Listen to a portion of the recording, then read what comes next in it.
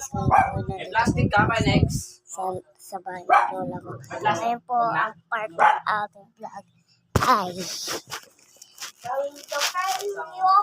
pa-original tayo. Tignan natin kung ano mayayari.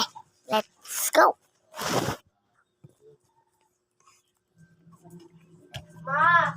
Ngayon po ay meron po nag-isa kung ito po. Shoutout po pala kay Tommy Roprero, tapos po kay Tuto Roprero, tapos po kay Maria Jose Roprero Regunutin. Ngayon po ay hindi na po nagtatapos ang aking vlog.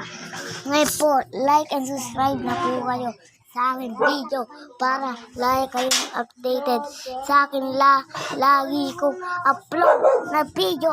Ay lang, bye!